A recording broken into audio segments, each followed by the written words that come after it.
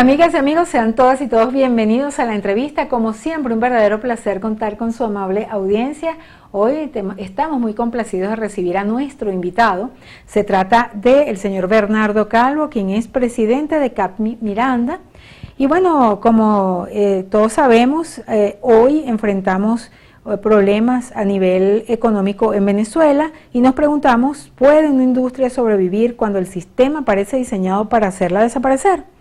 En Miranda, cientos de pequeños y medianos empresarios enfrentan una tormenta perfecta: carga tributaria excesiva, burocracia paralizante, inseguridad jurídica y una economía que no da tregua. Hoy hablaremos con alguien que no solo ha sobrevivido a esta tormenta, sino que ha decidido organizar, representar y alzar la voz por quienes aún creen que producir en Venezuela es posible. Damos la bienvenida a Bernardo, muchísimas gracias por tomar de tu valioso tiempo para compartir con nosotros. Bienvenido. Muchas gracias, buenos días. Primero, Bernardo, quisiera que refresquemos un poquito lo que es CAPMI Miranda. La Cámara de Artesanía, Pequeña, Mediana Industria del Estado Miranda fue fundada en el año 1971, luego registrada de nuevo en el año 86. Y bueno, desde ahí en adelante hemos tenido una gran participación en lo que es la industria, no solamente de Miranda, sino estar participando en leyes nacionales, en ordenanzas de los municipios, en fin, tenemos una trayectoria de influencia como sociedad civil organizada dentro de nuestro sector. Fíjate que hay temas tan importantes en este momento porque acabamos de, vivir los venezolanos unas recientes elecciones donde todas las alcaldías tienen o alcaldes que han repetido o nuevos alcaldes. ¿Esto qué significa para la Cámara de Miranda? Vamos a hablar de Miranda. ¿Qué significa esto para ustedes en este momento? 21 municipios, no tengo todavía el resultado de cuál fue dentro de Miranda, qué fue lo que pasó, pero este es un estado que tiene demasiadas alcaldías, o sea, son alcaldías muy pequeñas. Tú caminas 2 pasos, te encuentras con una estructura petrolera, un Petrobaruta, luego caminas 2 pasos hacia la izquierda y te consigues con Petrochacao. Todos son estructuras como si fueran petróleos de alguna cosa, Petromonagas, Petrosuata, qué sé yo. Pero ahí no hay petróleo. No hay, pero tienes el gasto de un gasto administrativo muy alto. Y ese gasto administrativo te lo están lanzando a través de los impuestos municipales, que los subieron hace poco en el 2020, luego lo bajaron un poco en el año 2023 con la armonización tributaria. Y resulta que sigue siendo carísimo mantener tanta alcaldía. No se justifica que tengas que pagar tanto dinero para mantener una estructura que con mucho menos tamaño podría hacer la misma función. Para encaminar la comprensión de este tema, me gustaría que tú nos hables de esa armonización tributaria que acaba de pasar relativamente hace poco. La ley de armonización tributaria fue aprobada o fue puesta ya en funcionamiento en diciembre del año 2023. Y esa la hicieron desde la Asamblea Nacional nueva, porque en el año 2020 todavía teníamos otra Asamblea Nacional, y era un grupito creo que de 30 alcaldes o algo así, después terminaron siendo 300 y tantos, que los alcaldes decidieron que estaban cobrando demasiado poco dinero, y mientras estamos encerrados durante la pandemia, que no podíamos salir de la casa, que las autopistas estaban cerradas, que hacía falta un salvoconducto solamente para medicinas y eso, resulta que estos alcaldes decidieron subirse los impuestos. Y por ejemplo, la tasa, la alícuota por actividad económica siempre fue 1 por 1000, y a veces se pasaban y lo hacían de 1,2 por 1000, 1,5 por 1000, diferenciando los rubros como si los pudieran diferenciar, porque al final es una actividad económica. Lo pasaron a 70 por 1000, imagínate tú, 7%. El 7% por el total de facturación mensual. Y este 7% no era otra cosa que otro IVA, pero un IVA que no podías descargar y se iba acumulando en la cadena de comercialización o de producción, o sea, en las dos. Y ese 7% en cierto punto podía ser que el impuesto dentro del costo del producto fuera superior al 60%. Es decir, que tú comprabas un producto de $10 y 6 eran solamente la cadena de los impuestos que iba dejando el producto en el crecimiento. Wow. Eso lo bajaron desde la Asamblea Nacional del año 2023, una iniciativa que tenía el presidente de la República con la vicepresidente, y le hicieron este impulso. Porque alguien se daría cuenta del problema, ¿no? Sí, nosotros lo denunciamos muchísimo por todos los medios, y no éramos solamente nosotros, luego el país empezó también a denunciarlo. Siempre este tipo de cosas las iniciamos en Miranda. Miranda está en el centro del país, al final la gente nos está escuchando, estamos en la Gran Caracas. La sede está en Los Teques, que es la capital. La capital de Miranda. Exacto, no es Chacao. Entonces, esta denuncia llegó a oídos del gobierno, nos apoyaron desde la gente de Conindustria, donde estamos afiliados también estamos afiliados en Fede Cámaras, también estamos afiliados a Fede Industria, o sea, no nos quedamos fuera de ninguno. En todo caso, se escuchó esta voz y en el 2022 se sacó el primer borrador de la ley de armonización con la intención de bajar el 70 por mil hacia abajo. Nuestra intención era que lo bajaran de nuevo a 1 por mil, porque la estructura económica del país tenía que ver con la renta petrolera. Y bien anunciaron desde el año 2019 que ya no había renta petrolera, que el país ya no era rentista, y ese mensaje de un país no rentista recae sobre una administración pública que se surtía de fondos del petróleo. Y que hay una carga dentro de los municipios de gastos. Claro, y eso lo sostenía el petróleo. Mientras el petróleo, por la vía del situado constitucional, pagara este desafuero, esta locura de gasto administrativo, nos daba igual. Pero cuando se corta el suministro, ya sea por el 2017, las sanciones, las medidas coercitivas o toda esta cuestión, cuando se corta el suministro petrolero, cuando ya nos declaran que no somos un país rentista, resulta que quieren sustituir, en la administración pública quieren sustituir el grandísimo flujo de dinero que viene de la renta petrolera, lo quieren sustituir con presión tributaria, persecución tributaria, y eso no está funcionando. Han pasado 4 años o 5 de este nuevo modelo económico, donde trataron hace 2 años de frenarlo con la ley de armonización, y lo que está sucediendo es que solamente están sobreviviendo las más fuertes. Esto es como una especie de supervivencia salvaje. El cierre de industrias y empresas ha sido en Miranda. Claro, porque los pequeños y medianos son más vulnerables a toda esta transferencia de obligaciones administrativas que básicamente lo que están haciendo es descargar de tareas a una administración pública que además es carísima y es inútil, porque yo termino haciendo la tarea de la administración pública. ¿Y en qué quedaron los administradores, valga la redundancia, de la administración pública? Quedaron para ser simples y meros vigilantes de que tú hagas bien su tarea. Wow, es impresionante. Ahora, y si no la haces bien te multan.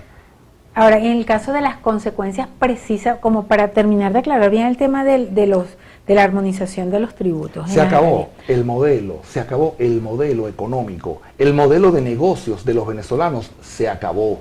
Las grandes mayorías no tienen una posibilidad de ser formales y ser rentables al mismo tiempo, porque la formalidad implica una erogación por encima del 60 al 80% de tus ingresos en impuestos. O sea, nada, digamos, con lógica razonable aguanta eso. ¿Quién va a trabajar para que tú te quedes con la menor parte de tu propia inversión? Ponte tú que quieres invertir 100 mil dólares en negocio. O sea, ese 80% que habla usted, digamos, está considerado del ingreso bruto o de la ganancia. De la ganancia, o sea, de la utilidad de la empresa, del 60 al 80%, de la utilidad de la empresa, lo que te queda libre para tu bolsillo, se va en impuestos. El 53% de lo que tú pagas se está yendo en los municipios. Están exagerando la parte de lo...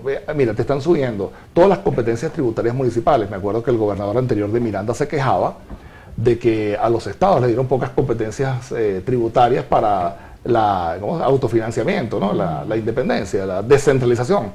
Y a los municipios le dieron demasiado. Bueno, perfecto. Resulta que todas las competencias tributarias municipales las están subiendo. Propiedad inmobiliaria, propaganda comercial. La historia del impuesto a la propaganda es tan triste que durante los últimos 35 años han subido tanto el impuesto a la propaganda que cada vez tú ves menos propaganda. Que cualquiera ve y dice, ¿qué propaganda? Nada, quito eso y no pago. Correcto, lo mataron. ¿Se puede hacer? La propaganda tiene que ser una simple tasa, una tasa pequeñita, como una cuestión de control. No es un medio para que la alcaldía alquile un terrenito y ahí haya una publicidad que le genere una gran ganancia. No lo es así, porque la publicidad te ayuda a que haya movimiento económico que te va a generar impuesto a la actividad económica, que es el que tú pagas. Y de paso, al, digamos, subir tanto la presión económica en la publicidad, hay un sector económico que se está vulnerando, que es el sector precisamente que vive de la publicidad. Eso porque es no hay trabajo. Así es. O sea, es una cadena. Tú tenías 100 empresas de vallas, de carteles, de pendones, de todas estas cuestiones, y estas empresas se han tenido que reducir. Prácticamente la alcaldía las asume como un negocio. Exactamente. Entonces pareciera que la alcaldía se mete a hacer negocios y la alcaldía no puede hacer negocios. No estamos hablando de rentabilidad en la administración pública. La administración pública es un gasto, es una conserjería, es como una especie de contador externo. Pero se está convirtiendo en negocio. Le está metiendo la mano en el bolsillo a la empresa. Esa es otra. Por ejemplo, a través del Servicio Público de Aseo Urbano, que siempre lo hemos denunciado. Porque todo el mundo sabe que la tasa, si existiera una tasa en estos municipios, la tasa no podría exceder el 1,5, 2 dólares por usuario, hasta el supermercado más grande paga 2 dólares. Y luego tú me preguntas, bueno, pues si él genera más basura, claro, él paga más basura en la medida que más factura y su impuesto por actividad económica cubre el gasto de más basura, porque es el mismo ingreso. Pero es demasiado, digamos, la cantidad de impuestos. Es que inclusive desde el mínimo tributario, es plata. El mínimo tributario. Porque una persona, por ejemplo, que tenga una pequeña oficina, que tenga un pequeño negocio, una quincalla, ¿cómo paga un mínimo tributario tan grande? Más la publicidad, más el aseo, es plata. El mínimo. Por eso la gente pequeña está muriendo, está cerrando. Es correcto. Los más pequeños son más vulnerables. Estamos hablando de la gran mayoría de la población. Luego llegan por ahí los que dicen que los que producen la mayor cantidad de Producto Interno Bruto, por decirlo de alguna manera, son las empresas grandes. Bueno, claro, pues sí que las grandes son las que más capacidad tienen para defenderse, para contratar personal que se encargue de un montón de tareas que jamás tuvimos.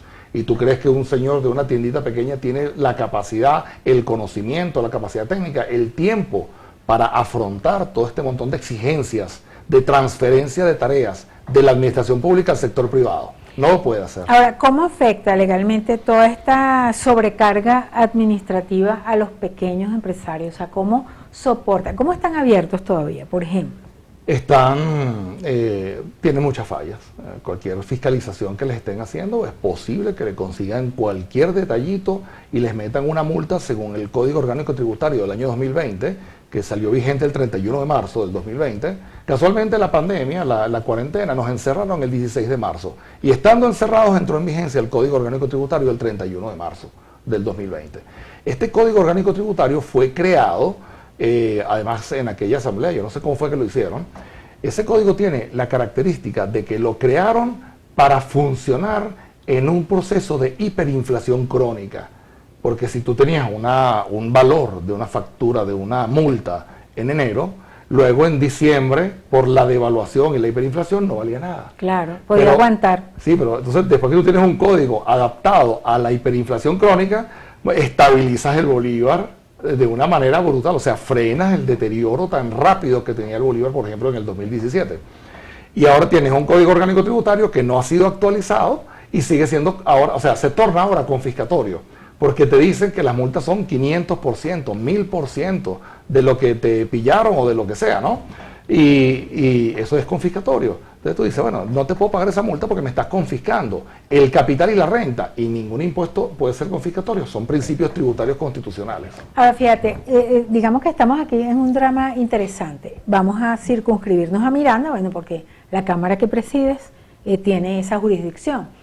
La mayoría de los ciudadanos, de los comerciantes en los diferentes municipios, en Guaycaipuro, la gente se queja, dice que ya no aguanta más la carga impositiva de la alcaldía. En Carrizal, en Los Alias, el tema de las multas que surgen por pequeños atrasos, por ejemplo, en los sistemas, no sé si eso será automático. En Chacao, en Baruta, o sea, son municipios que han manifestado a través de, quizás de corrillos, porque la gente tampoco se atreve mucho a denunciar ni a hablar claro, porque obvio, de repente tendrá temor que exista hay mucho miedo. Una retaliación. Bueno, nosotros estamos diciendo que hay mucha gente que sí se ha quejado, que se nos acerca a contarnos, concha, no aguanto más los impuestos, la broma. Ahora, ¿cómo se resuelve ese tema, tomando en cuenta que tú acabas de decir que las alcaldías viven de eso? O sea, ¿qué pasaría? ¿Qué tendría que resolverse? ¿Cómo se podría resolver eso? Porque ya no hay esas grandes transferencias, por ejemplo, de la renta petrolera. Las alcaldías son pequeñas repúblicas. Tienen una copia de todo lo que tiene la gran nación, que es Venezuela. Tiene a un alcalde equivalente a un presidente. Tienes a un consejo municipal equivalente a una asamblea nacional. Tienes una oficina de Contraloría equivalente a la Contraloría Nacional de la República o la Contraloría del Estado. Estás duplicando la administración, estás triplicando la administración. Por hablar de aquello de la descentralización. Era muy bonito hablar en los años 70 de la descentralización cuando tenías un montón de dinero que te iba a financiar del petróleo, pero ahora que lo tienes que financiar desde los ciudadanos te das cuenta que para poderlo hacer estás matando el modelo económico. Si tú matas el modelo económico, la gente no es rentable, no vas a poder tener ni siquiera formalidad, y la gente necesita ser formal para poder crecer. No puedes crecer dentro de la informalidad. Mira, Alguien que es informal está condenado al enanismo, no va a poder crecer nunca. Informal no vas a poder crecer porque el tamaño de tus operaciones va a revelar qué es lo que tú estás haciendo. Pero si tú te metes a formal, quiebras por la misma estructura, porque lo que no te quitan los impuestos te lo quitan las sanciones. Entonces, ¿cuál es el camino para los empresarios que quieran seguir guapeando aquí en Venezuela, que quieran seguir enfrentando pues y desarrollarse en este país? Porque así es como apocalíptico. Es que es apocalíptico. En la próxima parte de la respuesta de nuestro invitado. Es así.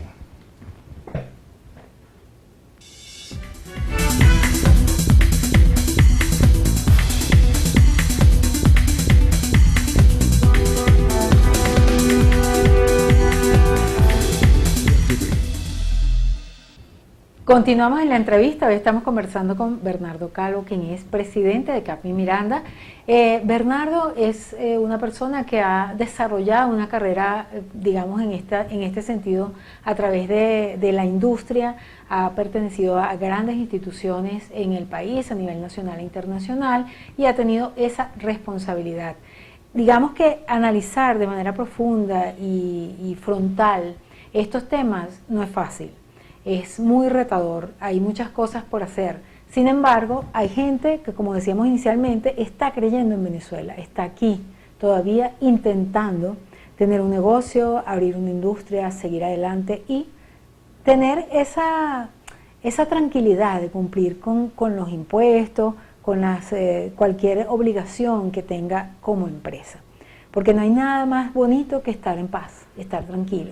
¿Se puede lograr eso en Venezuela? ¿Cuál es el camino para que eso pueda pasar? Debemos volver a un esquema tributario previo a esta locura. Es más, de hecho, previo hasta el IVA, porque el IVA, no sé si yo siempre lo menciono, el IVA en el año 93 cuando lo pusieron era por 8 meses. Y en 8 meses quitaban el IVA porque es que eso iba a romper la economía, pero luego no lo quitaron. Y llegó un candidato presidencial en aquel momento y dice, yo voy a quitar el IVA. Y llegó y le cambió el nombre, Impuesto al Consumo Suntuario y Ventas al Mayor. Y después volvieron a cambiar el nombre, otra vez se llama IVA. En todo caso, un esquema tributario de crecimiento. Resulta que aquí en Venezuela nosotros, inversionistas nacionales y extranjeros, confiamos en el país, vimos que las condiciones estaban dadas para ser rentables y después que nos instalamos nos cambian el contrato. Eso es como que tú te cases y te prometan fidelidad y después que ya estás casado te dicen no de fidelidad nada. Eso implica divorcio. Exactamente, es lo que está sucediendo. Y por eso tienes el cierre acelerado de miles de empresas que en la medida que las empresas van teniendo mayor dificultad, que el país va teniendo mayor dificultad operativa, administrativa, incluso de mercado, todo este conjunto hace que la enorme mayoría de los modelos de negocios no sean rentables en Venezuela. Claro, si tú dentro de un campo oscuro ves una pequeña luciérnaga, se ve mucho. Una empresa que prospera, una corporación, generalmente son grandes, pero los pequeños negocios están abriendo y cerrando, no aguantan 6 meses, no aguantan un año.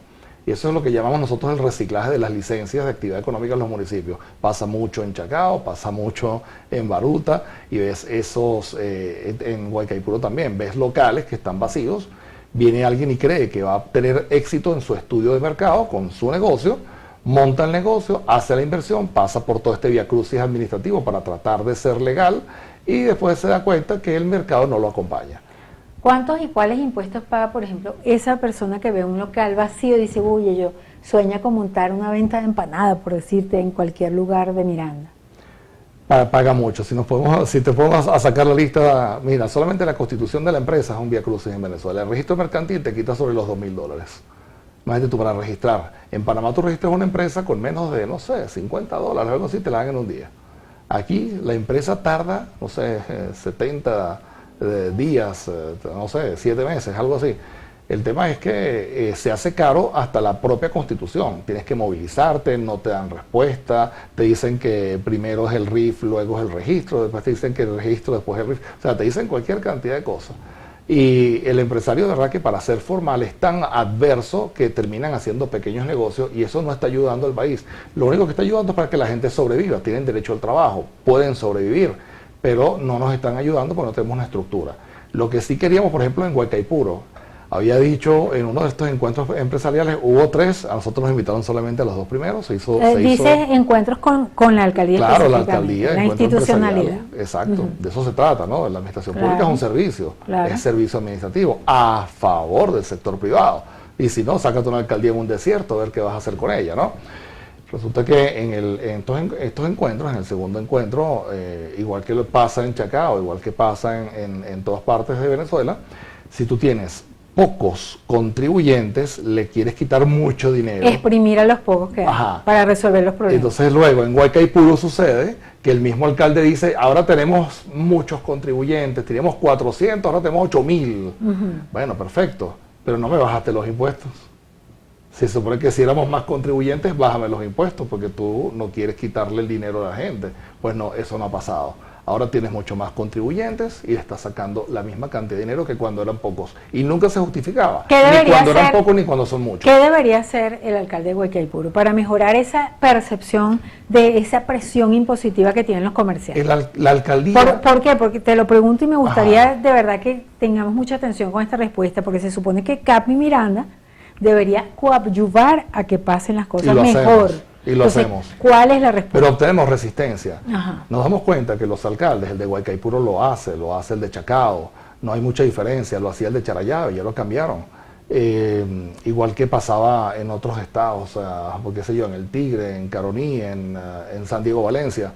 Estos no escuchan a la población, ellos quieren tu voto, y luego que tienen tu voto, que ya se montan ahí, ya pasan de ofrecerte cosas para que los quieras a imponerte cosas.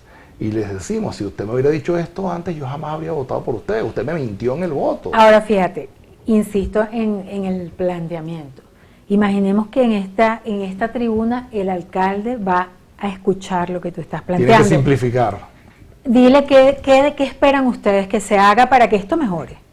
Al alcalde de Guaycaipuro, de Chacao, a la gente de Charallave, en Cuba. Y a los que están comenzando nuevos, pues, que se están estrenando. Exacto. Para que agarren... A los nuevos les pedimos, hicimos varios videos pidiéndoles que tenían que corregir la deformación administrativa y legislativa de los municipios. Eso es lo que tienen que hacer los alcaldes. ¿Cómo es posible que una ordenanza en Guaycaipuro tenga 200 artículos? O sea, eso es de imposible cumplimiento. Están previendo cualquier situación para que tú cumplas lo que es la tarea de ellos. Las alcaldías tienen que retomar su tarea. Aquí no se presume la buena fe, todos estamos acusados de evasores. Ellos nos están viendo con cara de que estamos quitándoles un dinero que creen que ellos deberían tener. Lo primero que está mal es la ley de armonización tributaria, que aun cuando es una gran ayuda, no regresó los impuestos donde debía, porque lo que se le asignó a las alcaldías fue una alícuota del 1 por 1000. Es lo primero que tendrían que retroceder, pero no están dispuestos a hacerlo. Mientras no lo hagan, la economía se va a mantener enana, solamente van a sobrevivir los que tengan esas capacidades o esos niveles de mercado, y las grandes mayorías van a estar todo el tiempo por debajo de la línea de flotación. Simplifica las ordenanzas, deja la persecución, deja que la gente te pague lo que te tiene que pagar, y cuando vayas a hacer una fiscalización, cumple con el procedimiento completo. Las alcaldías se han estado dando a la tarea de hacer fiscalizaciones de forma que la gente no se pueda defender. Vienen y te dicen, no, te tengo que revisar la caja, tengo que revisarte los libros. Ajá, pero ¿dónde está la providencia administrativa? Donde diga, firmado por el director de Hacienda del municipio, qué es lo que tú vienes a revisar. No, eso no aparece. Entonces, ¿tú cómo te defiendes? O sea, que esos son protocolos que deberían cumplirse. Juro, ¿no? porque tienen que garantizarte primero el debido proceso y luego el derecho a la defensa. Y si no te traen un papel del cual tú te puedas defender, tú te estás peleando con una persona que verbalmente te puede llevar de aquí para allá y puede aprovecharse de tu estado de indefensión. Y tú como comerciante, si no te das cuenta de lo que estás pasando, terminas pagando cosas que parecen multas, aunque se las pagues a la alcaldía, eso son exacciones ilegales y eso es un delito. Ahora fíjate, Bernardo, nosotros tenemos tiempo entrevistándote, escuchándote pues en la palestra pública, planteando estos temas. ¿Ha tenido sentido, Carmen Miranda, y este esfuerzo que has hecho? O sea, Claro ¿se ha que logrado algo? Claro que sí. ¿Cuál ha sido el...? A los comerciantes que no tienen miedo, que se atreven a denunciar, nosotros los asistimos. Hemos tenido varios casos donde cuando viene un procedimiento indebido por parte de alguna alcaldía, cualquiera, Chacao, Baruta, Atillo, Guaycaipuro, Carrizal, Los Alias, Valles del Tuy, cuando viene un procedimiento indebido y el comerciante ya está, como quien dice, harto de la situación y ya no le importa nada, ya le viene más, como quien dice, las ganas que el miedo, nosotros los asistimos, los asesoramos y ellos terminan defendiéndose. Y llega un momento en que la alcaldía, por haber cometido severas irregularidades que están en investigación bajo la denuncia, llega un momento en que el comercio o el negocio, la empresa, se inmuniza en contra de la alcaldía, porque se convierte en una víctima. Si tú, o sea, una víctima no va a seguir conversando con su victimario después que media una puñalada o un disparo. Es la misma situación. Bernardo, te imponemos el poder de mencionar en este momento las 3 fundamentales acciones que debería hacerse para reactivar la economía, la industria en Miranda. O sea, ya una orden que desde este espacio para que la gente sepa que se está claro en lo que hay que hacer. No solo en Miranda, sino en toda Venezuela. Venezuela sufre todo de lo mismo. Tienes que simplificar los trámites, tienes que devolver los impuestos a donde estaban en un esquema tributario del año por lo menos 2013. O sea, los trámites es la primera. Es la primera. Simplificar los trámites, regresar a un esquema tributario del año 2013, porque el hecho de que no haya renta petrolera no significa que vas a venir a buscar el dinero acá para mantener esas estructuras que eran petroleras. Te estoy hablando de que las alcaldías son estructuras petroleras. Si ya no hay petróleo que las mantenga, no nos corresponde a nosotros mantenerla. ¿Tú has visto alguna alcaldía quebrando? Lo que tú ves son miles de comercios y miles de industrias quebrando, pero nunca ves ninguna alcaldía quebrando. Ellas se mantienen como sea. Entonces, si las alcaldías tampoco son rentables por sí mismas, también tienes que dejarlas quebrar. Aquí hay 21 alcaldías en el municipio. O sea, nosotros podemos sobrevivir con menos de 6. Es más, con ninguna. Porque una gobernación eficiente, con todo lo moderno que hay hoy en día, eficiente me refiero a una sola administración. Con el tamaño, por ejemplo, de Chacao, podrías administrar todo el estado Miranda. Eso sería toda una cruzada con una Asamblea Nacional Constituyente, claro, un cambio bien de la estructura. Son sacrificios que estás obligado a hacerlo. Y la tercera sería... ¿Sacrificios para quién? Para la estructura de la alcaldía. Claro, y esas opciones... son sacrificios de un Estado voraz que ha crecido sobre el petróleo. Ya no hay petróleo, ¿de dónde te vas a alimentar? Te estás dando cuenta que la economía se mantiene enana mientras intentas sacarle dinero a la poca gente que te queda. Y cada vez te va a quedar menos porque lo estás exprimiendo. Ahora, el tema, fíjate, este es un tema interesante porque estabas señalando, bueno, el problema que hay de la renta petrolera, pero para poder tener divisas y mover la economía, la exportación debería ser una de las cruzadas, ¿no?, que se deberían plantear. Eso ya es en lo particular. Hace un rato me preguntaste qué deberían hacer las industrias que ya están o las que se vayan a instalar. Bueno, deberían exportar. El problema es que cuando sales al mercado global tienes tanta carga tributaria en el precio que no eres competitivo. Entonces un producto colombiano va a ser la mitad de precio que un producto venezolano o va a tener por lo menos 30 o 40% menos. Si quieres exportar tienes que tener costos nacionales bajos, pero el costo de la administración pública se nota en nuestros precios. Cuando salimos al mercado global no somos competitivos. ¿Cómo se puede mejorar la relación entre las instituciones y la empresa privada y la comunicación? ¿Qué rol crees que va a jugar Cadmi Miranda en estos nuevos 4 años? Porque vamos a estar claros, aquí todo el mundo está arrancando, esta es una nueva oportunidad. Cuando se crearon los CLPP para las alcaldías, Consejo Local de Planificación Pública, se estaba previendo en el año 2004. ¿Estuviste tú precisamente haciendo en el CLPP, sí. Incluso fui vicepresidente en Los Alias por sector comercio. Los CLPP estaban funcionando dentro de lo que era la participación ciudadana directa en lo que es la vida municipal, dónde va a ir el dinero, cuáles son las obras que se van a ejecutar, qué es lo que se va a aprobar, y tienes el mismo peso que cualquier concejal. El CLPP es el máximo órgano de planificación, no son los concejales. Lo primero que han hecho los alcaldes es disminuir el rol del CLPP para que manejen solamente la información entubada para que sea aprobado de la forma que ellos quieren. Y así se ha perdido. Se convirtieron en factores políticos. Eso es correcto. No solamente eso, sino que en un requisito más para que el alcalde haga lo que le dé la gana. La participación ciudadana es importante. Hay muchas ordenanzas que han sido promulgadas sin consulta pública, sin siquiera llamado a la participación. Todas esas están viciadas de nulidad. Tú podrías empezar a dejar de cumplir cualquier cantidad de ordenanzas y no te podría pasar nada, no te pueden ni siquiera multar por la ordenanza.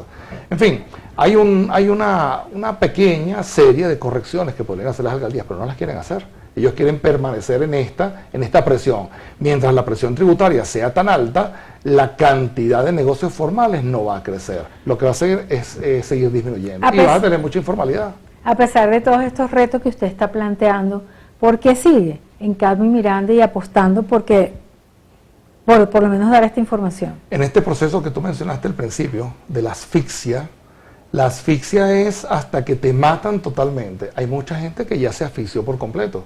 hay algunos sectores que apenas están sobreviviendo. Ahora, una empresa, por ejemplo, como la mía, yo no monto este nivel de inversión para estar sobreviviendo. Si yo hubiera sabido que iba a montar una pequeña inversión para sobrevivir, yo la hago más pequeña y la hago al nivel del mercado que tengo hoy. Pero hice una inversión de este tamaño y resulta que la rentabilidad es de este tamaño. Ya estamos montados en el aparato, como dicen aquí en Venezuela. En Miranda hay digamos que una estructura industrial ya montada, importante. Eso es lo que te Pero estaba está diciendo. acéfala prácticamente. No, no está acéfala. ¿No? Lo que está es disminuida. Hicimos inversiones grandes para un mercado creciente y seguimos invirtiendo para crecer y atender nuestro mercado nacional. Tal vez algún día estamos mirando la exportación, que no es fácil por lo que te conté de la competitividad. Ahora, dentro de las industrias del Estado Miranda y de toda Venezuela, la dificultad que tenemos es que el mercado se redujo, la gente no tiene poder adquisitivo, a quién le vamos a vender, y además tenemos problemas de contrabando, después por el tema del desabastecimiento, el gran fantasma del desabastecimiento, abrieron las fronteras, quitaron los aranceles, no, y hay un sector que aprendió a hacerlo. Y llenen los anaqueles. Ahora la industria está compitiendo contra ese fantasma, y desde hace muchísimo tiempo hemos demostrado que la industria nacional tiene capacidad para satisfacer la demanda interna, pero con los altísimos costos no somos competitivos con la importación. Si lo vemos como una cruzada, ¿cuál es el fin último? ¿Cuál es el santo grial para ustedes ya para finalizar? Disminuir los costos de la administración pública, disminuir la presión tributaria, disminuir la carga administrativa, dejen de transferirnos tareas, porque además si te hago mal la tarea, luego viene la recaudación mediante sanciones, la recaudación sancionatoria. Si te tocaba pagar $100 de impuestos al cambio de SB, etcétera, ¿okay? Llega la sanción y te quiere quitar $1.000. ¿De dónde vas a sacar los $1.000? Eso es confiscatorio. Hay que acabar con eso. Hay que empezar a cumplir simplemente las leyes y la Constitución. Confiscatorio significa que la persona no tiene posibilidad y tiene que tomar otras decisiones. Claro, o sea, te están confiscando porque te están quitando un dinero que además excede lo que presuntamente tú dejaste de pagar. Entonces, o sea, está bien, o sea, tú agarras a un muchacho, ¿no? Que te agarra, te roba un billete de $100 y sale corriendo y lo agarras en la esquina. No le puedes quitar 1.000, porque lo que tiene son 100 en el bolsillo. Vos le vas a quitar 1.000. ¿Qué le vas a hacer? ¿Quitarle la ropa o algo? O sea, lo estás confiscando. La confiscación es un robo por parte del aparato del Estado. Bernardo, súper interesante esta conversación. Bueno, además está decirte que esta es tu casa. Ojalá que podamos seguir hablando y que sean mejores noticias. Claro que sí. Que sean realmente acciones concretas. Estamos trabajando por eso. En función que, bueno, que la industria, que el comercio y que Miranda y que toda Venezuela pueda renacer económicamente. Hay que abrir un entendimiento en los mismos venezolanos, cedulados, igual que tú, igual que yo, con una cédula venezolana. Los que están en la administración pública tienen que entender que ya no es un medio para hacer dinero. La administración pública es simplemente un gasto que hay que reducirlo y hay que dejar que el sector privado florezca. Invitamos a todo ese exceso de empleados en la administración pública, venezolanos como yo, con cédula, que salgan del sector público y vengan al sector privado a construir un país. Muchísimas gracias, Bernardo. Gracias. Súper interesante esta conversación. Bueno, estuvimos conversando con Bernardo Calvo, quien es presidente de CAPMI Miranda, y bueno, esperemos que, como decíamos en otra oportunidad, sean muchas mejores noticias conversando con él. Nosotros nos despedimos a nombre de nuestro director Antonio Brantes y quien tuvo el inmenso placer de conversar con ustedes, Daisy Oropesa. Hasta la próxima.